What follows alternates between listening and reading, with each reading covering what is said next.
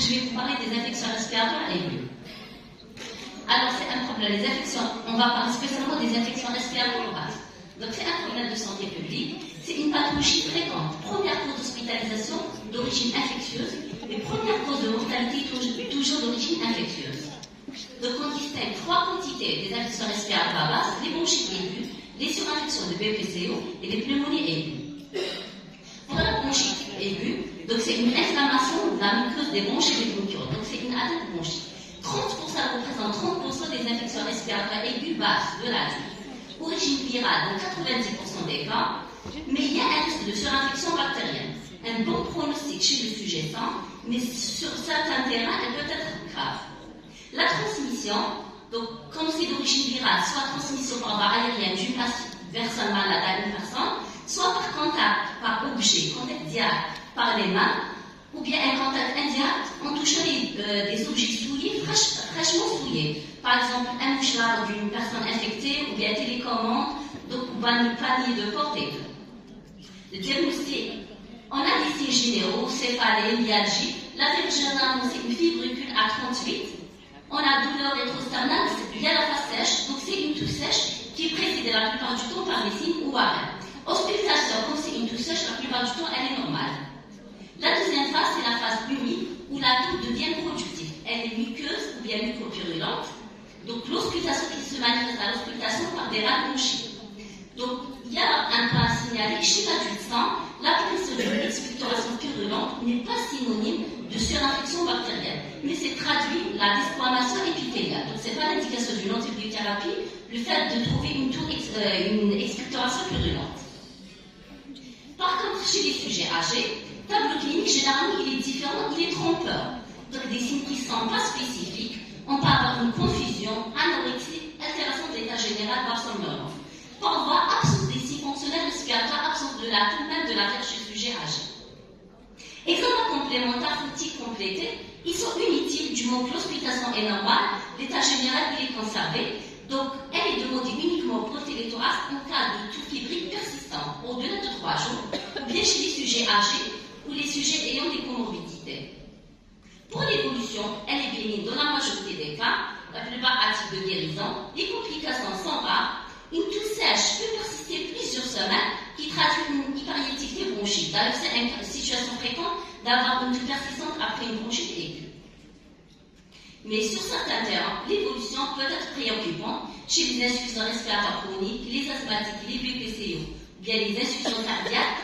Donc, le fait d'avoir une infection bronchique, une bronchite aiguë, ça peut décompenser ces comorbidités. Par exemple, un diabète qui devient déséquilibré, ou bien des compensations cardiaques. Chez les sujets âgés, il peut même, du moment de l'altération des défenses générales, ça peut se compliquer d'une pneumonie, c'est-à-dire une atteinte paroxysmale.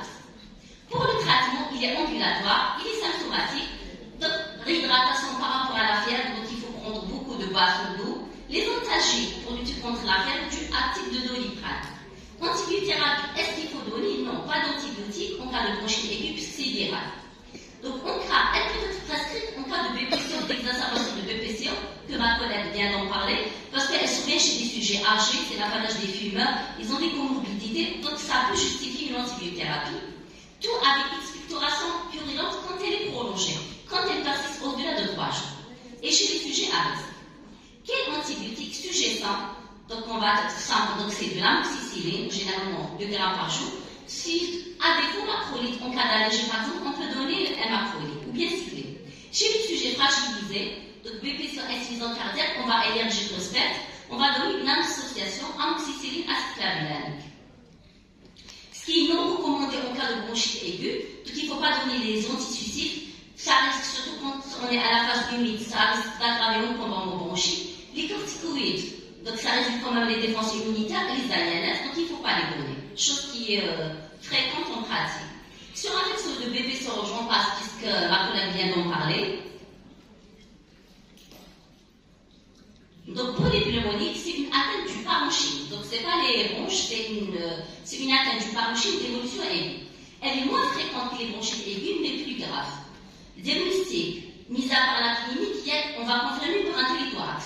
Donc malgré les progrès de l'antibiothérapie, donc même si la prise en charge précoce, le pronostic dépend essentiellement du terrain.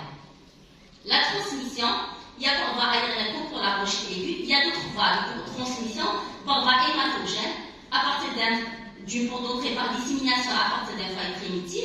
On peut avoir une contamination par contiguïté. Donc, suppuration sous-diaphragmatique, par exemple, une personne qui fait un abcès du foie, donc on peut avoir une contamination par contiguïté. Étiologie en cas de pneumonie, la majorité des cas est d'origine bactérienne. En chef de file, il y a le streptocoque pneumonie, moins fréquemment origine virale, rarement origine parasitaire ou fongique. Pour la clinique, c'est un tableau aigu. Donc, fièvre, généralement, elle est très élevée, supérieure à 38,5. Donc, sensation de malaise général, tachycardie, hypotension, douleur thoracique au regard du foyer. Généralement, on ne trouve pas d'atteinte des voies aériennes hautes comme l'origine virale. On peut trouver à l'auscultation un foyer de rat crépitant. Impression globale de gravité, ça sera confirmé par un territoire si on trouve une opacité parenchymal. Pour le sujet âgé, toute la mortalité est lourde en cas de pneumonie. Tableau clinique également, il est souvent atypique. On trouve des signes généraux, déshydratation, des signes neurologiques, par exemple confusion. Les signes respiratoires, ils peuvent être absents bien au deuxième plan. Donc, le genre le plus fréquemment. Donc, pneumocoque, ce pneumocoque chez le sujet âgé, souvent il est faible sensibilité à la pénicilline. Donc, généralement, il ne répond pas aux thérapies de glace. Examen complémentaire, téléthorax. Donc, c'est l'outil qui va confirmer le diagnostic. C'est une opacité, elle est non rétractive. On peut trouver parfois un bon programme aérien. Pour les images, vous voyez sur la première photo, il y a une pneumopathie exergée par la cardiaque, traversée par un bon programme aérien. On peut voir. Pour l'image en bas, c'est une bronchopneumonie, surtout en cas de pneumonie agent atypique. Pour l'image, voilà, les images là, ici, là où il n'y a pas le bon programme aérique, diagnostic différentiel. Sur le plan radiologique qui a frappé, regardez pour la première image, il y a des opacités qui sont bilatérales alvéolaires, mais regardez, elles dépendent de la périphérie. Donc elles sont plutôt proximales. Ça contribue bien sûr, c'est la clinique qui va trancher. Il y a également l'infarctus pulmonaire. Donc l'embolie pulmonaire, comme vous le savez, le diagnostic il est fait par l'angioscanner, mais on peut trouver un signe indirect qui traduit l'infarcissement du parenchyme sur le territoire. Donc c'est pas le télos qui va poser des risques. Les examens complémentaires en cas de pneumonie, il y a un syndrome infectieux avec hyperleucocytose APNL, il y a un paramètre CRP augmenté, il y a un paramètre le dosage de la procalcitonie qui n'est pas fait en routine, mais c'est un examen qui est facile à réaliser disponible. C'est un marqueur témoin de l'origine bactérienne qui va différencier de la pneumonie d'origine virale. Pour les autres examens complémentaires en cas de pneumonie, donc on va aviser pour isoler les germes, elles sont réalisées chez les patients hospitalisés uniquement. Donc les hémocultures au pic thermique ou bien en cas de frisson, mais généralement faible rentabilité, même si on fait des hémocultures au pic thermique, donc c'est dans 10% des cas où on observe qu'on n'arrive pas à isoler les germes. En cas de pleurésie associée au fibrose pleurale de bactériologie, ECB des crachats, il n'a pas d'importance, il n'a pas de place, la plupart du temps c'est contaminé par la flore microbienne. Diagnostic de gravité, il faut dire, une fois on a posé le diagnostic, il faut dire est-ce qu'il y a des signes de gravité ou pas. Donc de cela dépend est-ce qu'on hospitalise le patient ou pas. Ou bien prise en charge en ambulatoire. Il y a des scoriases corps cliniques. C'est vraiment simple. Donc sport CRD, c'est des signes cliniques. C'est par rapport à la confusion, R c'est par rapport à la respiration polypnée, B blood, c'est-à-dire par rapport à la hypotension, 65 c'est H65. Il y a des signes de gravité biologique quand il y a une leucopénie, insuffisance rénale aiguë, désaturation. Il y a des signes radiologiques de gravité quand la pneumopathie, quand il suffit qu'il y ait une réaction pleurale, en plus de la parenchymatose pour parler de signes de gravité, ou bien quand ça dépasse un ordre, ou bien quand il y a une excavation, c'est-à-dire suppuration. Donc voilà les signes de gravité, donc la pleurésie, l'excavation quand ça dépasse un ordre.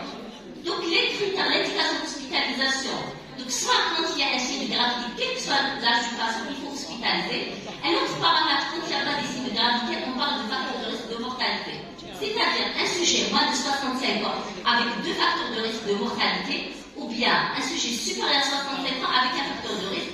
Les facteurs de risque de mortalité sont le diabète, insuffisance cardiaque, AVC, ou bien néoplasme.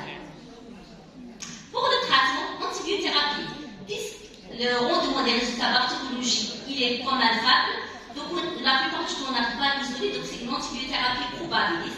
Quel antibiotique? Le choix d'antibiotique dépend de l'âge du patient, les comorbidités, les antécédents. Donc, voilà, un sujet généralement, un sujet sain, sans signe de gravité, on reste, même si c'est une pneumonie à titre parenchymatose, toujours c'est l'amoxicilline. S'il y a une allergie, ou bien le tableau fait évoquer une pneumonie à genre atypique, on donne la macrolide. Évaluation est systématiquement au bout de 48 à 72 heures. C'est surtout la prise de température. S'il y a amélioration, on maintient l'antibiothérapie. S'il y a pas, on va changer. Si on a une amoxicilline, on va changer par macrolide et vice-versa. Par contre, quand il y a des signes de gravité, on n'a pas le droit d'évaluer en donnant une antibiothérapie à large spectre d'ombré. Durée de traitement généralement 7 à 10 jours. Voilà, l'évaluation c'est impératif. Donc, je parle de la prévention. Donc, le meilleur moyen reste la prévention, surtout pour d'autres récidives. Chez les sujets âgés, vaccination antigrippale, elle est annuelle. Chez les insuffisants respiratoires chroniques, donc les personnes âgées supérieures à 65 ans et des comorbidités, vaccination anti-pneumococcique tous les 5 ans. Donc, n'hésitez pas à orienter les patients dans les BPCO, immunofibrose et tout. Donc, il est disponible le vaccin anti-pneumococcique. Chez les sujets âgés, une bonne hydratation, nutrition. Traitement adéquat des pathologies chroniques, c'est-à-dire équilibrer le diabète et tout. Arrêt du tabagisme pour les fumeurs, surtout pour les BPCO. Lutter contre l'éthylisme. La kinésithérapie chez les sujets âgés de bronchite chronique pour éviter l'encombrement bronchique, le lit de l'infection. Traitement des failles bucco-dentaires ou orales. Donc, pour conclure, l'ISIRA, infection respiratoire aiguë, demeure une pathologie fréquente. Diagnostic positif est relativement facile. L'identification bactériologique est par contre souvent décevante. Traitement antibiotique institué de façon empirique probabilise en se basant essentiellement sur le contexte de survenue et la sévérité du cas. L'ISIRA reste une infection potentiellement grave chez les sujets tardés aux âges extrêmes de la vie. Voilà, ceci justifie la nécessité d'une prise en charge rapide, usage rationnel des antibiotiques et de leur prévention. Je vous remercie.